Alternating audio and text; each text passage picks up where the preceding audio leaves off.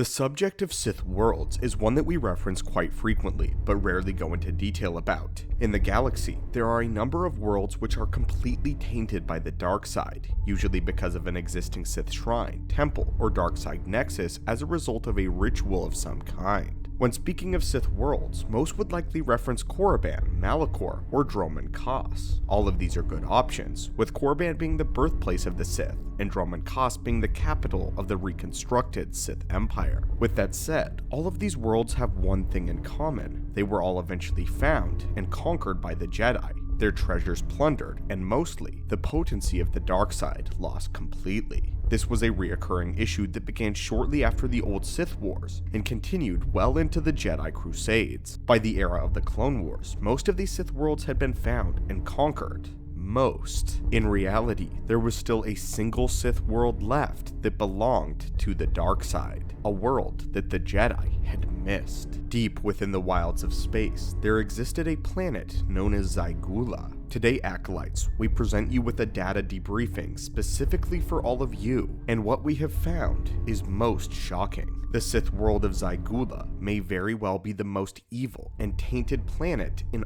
all of the galaxy. So evil in fact, that it brought Obi-Wan Kenobi to insanity and almost claimed the Jedi Master's life. In this holocron, we will be exploring the full story, as well as going into some gruesome theories about the territory. And now, we present you with the most sinister Sith planet in the galaxy, and how it brought Obi-Wan Kenobi and Bail Organa beyond the extent of their mortal limits. We first heard mentioned of the planet of Zygula when Darth Plagueis was berating Palpatine about Sith planets that they were not able to visit during one of their escapades. Plagueis insisted that the Sith homeworlds had nothing to do with the Rule of Two era, and Plagueis may have known about Zygula, but perhaps he didn't know what was actually on the world. Unfortunately, we don't have any indication whether or not Plagueis traveled to Zygula personally, but it is highly unlikely, as when Obi-Wan and Bail Organa located the planet was largely undisturbed. This in turn brings much attention to this specific planet, and this is what we mentioned earlier, which is that this is one of the very last worlds that the Jedi had not yet found that belonged to the Sith. As a result, leaving it completely steeped in the purest black of the dark side. On this planet, there rested a single Sith temple, and this temple carried within it many dark secrets and powers far beyond even what a Jedi would be able to handle. Sith temples and shrines are nothing new, of course. Many times, the Jedi Order has specific protocols in place for dealing with them, and even special Jedi task forces assigned specifically to conquer areas where the dark side is richly saturated. Typically, it's a straightforward process, but nothing could have prepared Kenobi for what laid wait for him on the world. Our story comes from the now Legends novel Clone Wars Wild Space, wherein Bail Organa receives a tip from an anonymous group of spies that work for the Republic about a planet deep in wild space, a planet that supposedly holds a Sith plot to destroy the Jedi. Little did Bail Organa know that this was actually a trap set by Sidious. Bail and Obi-Wan would alone fly out to this planet on this single lead. Much of the story focuses on the tense relationship that Kenobi and Organa have, as they butt heads quite often within the story, with their arguments and differences only compounding once they actually reach the dark side planet.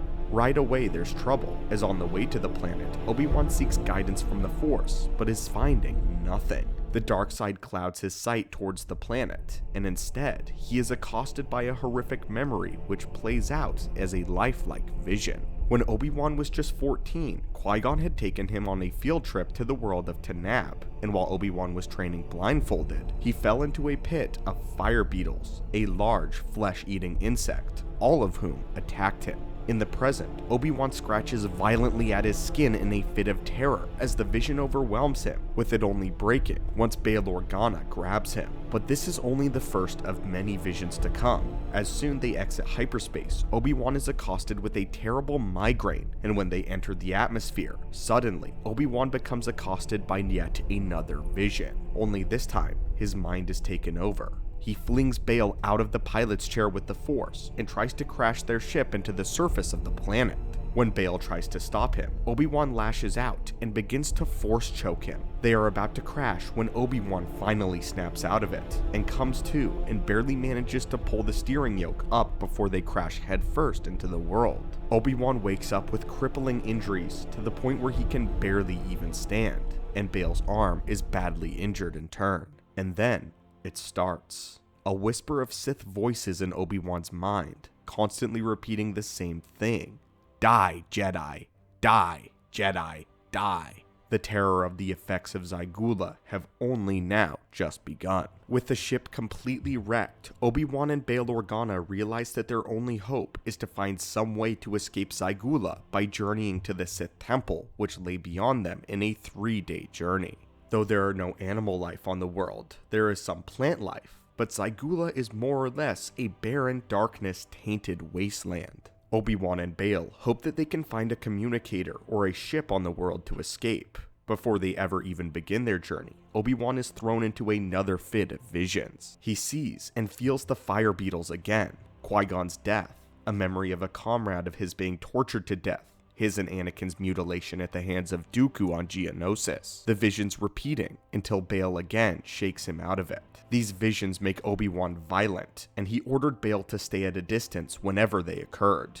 Though badly injured, they begin their long journey across the planet. Over the course of this journey, the closer they get to the Sith Temple, the more the planet begins to affect Kenobi's mind in increasing intensity. The whole time they are walking, Obi-Wan is constantly in a state of focus, pushing back the voices of the Sith, the planet itself persistently telling the Jedi to die, threatening to impart upon him more visions. Any moment Kenobi lapses in concentration, he is thrown into a fit of agonizing visions. His body and his mind scream in tandem. On day 1, Kenobi has a vision of seeing Ventress in the forest and had a whole lightsaber fight with her that never actually occurred. Luckily though, the planet did not affect Bail Organa because he had no connections with the Force, and thus was left unafflicted by the dark side. Kenobi though, thrown into another fit of rage, attempts to destroy the very forest that surrounds them, perceiving every branch as a battle droid. In a moment, he nearly accidentally cuts off Bail Organa's head. What's terrifying about this though, is that it is revealed that Obi-Wan Kenobi is attacking these visions while utilizing the dark side, and Kenobi, realizing this, begins to vomit profusely.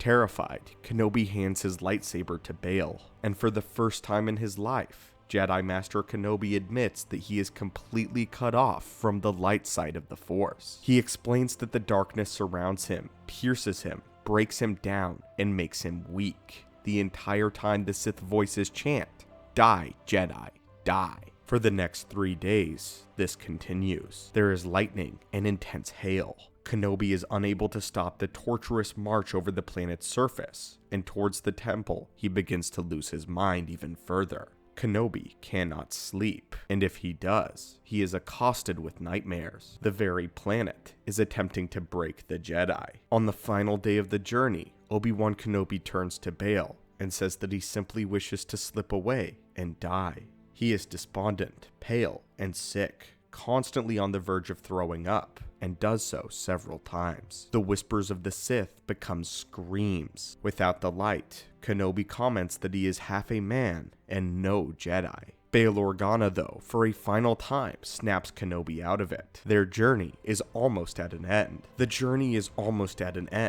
But they still have to cross a shallow ravine in order to get to the temple. By now, the very side of the Sith temple causes Kenobi to collapse, but soon they make their slow descent down to the bottom of the ravine. However, Obi-Wan is granted visions yet again, and although Bail tries to grab him, he couldn't hold on. The Jedi is sent tumbling down to the bottom of the ravine. His Jedi-made clothes protect most of him. However, both of his legs are nearly broken, and his shoulder is definitely broken. However, and quite interesting though, the physical pain once again brings Obi-Wan to lucidity, and he comes back to his senses briefly. This horrific sensation is something which Obi-Wan describes as regular pain, uncomplicated and unfiltered. The pain makes Obi-Wan focus. Now, Kenobi has a plan. Every time the voices grow too extreme, he will strike his own leg and own shoulder, bringing him back to the physical realm. His plan works, and Bail is able to save him and scale the rest of the ravine. With that said though, the final vision would come at the doorstep of the temple.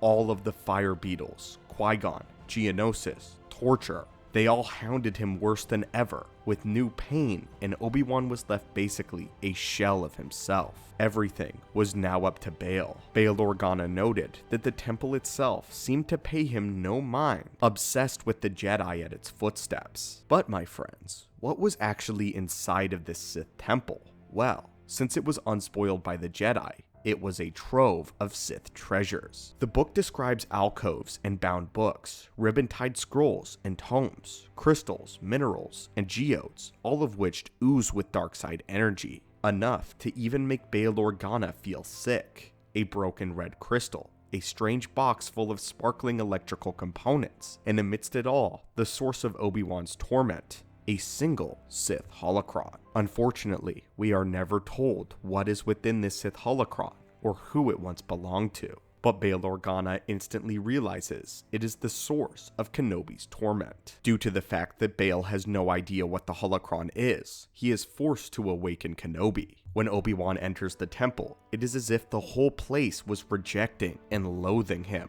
When Kenobi finally found the Sith holocron and reached out to grab it, he literally began to die and fade away. The holocron was so powerful, and Kenobi was so weak that it came for his very life. However, mustering all the Jedi had left in the Force, he smashes the holocron to pieces. Unfortunately, there is still no rest, as the second the holocron breaks, the temple around them begins to collapse, and Kenobi and Bail are able to escape. The planet in the Temple of Zygula was a place of horrors. The trials that Obi-Wan and Bail went through on this planet were like no other. It is my personal theory, this planet was designed to be a Jedi trap, which is why no Jedi ever found it, as if they did, they never returned to speak of it. With circumstantial evidence, I believe that the planet was specifically engineered by the Sith as a response to the Jedi taking all of their treasures and stowing them away within their own archives. The planet was designed to break down and conquer the minds of Jedi, causing them to either kill themselves or die by its own cause. This was to be the most insidious Sith weapon ever created, if not the most powerful, a literal planet. Never before has the dark side been so profound in one area since the days of Darth Vitiate. Obi-Wan, in order to traverse the planet, is forced to use pain to his advantage, and even uses the dark side unintentionally to survive. It is my theory that not only was this a trap for Jedi set by Sith thousands of years ago, but in fact was a trap laid for Kenobi by Sidious, who used this as yet another attempt on his life. But due to the heroics of Bail Organa, Kenobi's mind was mostly saved, at the expense of his and Bail's bodies. By now, I'm sure you are all wondering, how exactly did they escape the world? Well, to conclude our story, the one thing that Obi-Wan grabbed before the temple collapsed was a broken crystal with telepathic capabilities. It turns out that the crystal is capable of projecting one's thoughts to anywhere in the universe. However, Kenobi discovers that it is this crystal that has been telling him to die. At this point, Obi-Wan and Bail both have nothing left, and their last hope is to use this crystal to contact Master Yoda. The incessant voices continues to torment Obi-Wan to the point where he is unable to focus enough through the crystal to contact the Grand Master. As a result, Kenobi tells Bail to begin to injure him with his own lightsaber so that he can focus long enough to send the message. 3 times, Bail Organa reluctantly and carefully presses Kenobi's lightsaber against his injured leg, and finally, through the crystal and the Force, Obi-Wan sends a message to a meditating Yoda. Yoda deems the mission far too dangerous for any Jedi, and simply sends Padme and a squad of clones. But that, my friends, is the tale of the Sith world of Zygula, the most evil, terrifying, and diabolical world in all of Star Wars, and the most evil planet in the galaxy, an ancient trap and cage of the Sith. But now, Acolytes, what are your thoughts of this? And what are your thoughts on the Wild Space full tale? As always, my friends, may the Force be with you, and have a great day.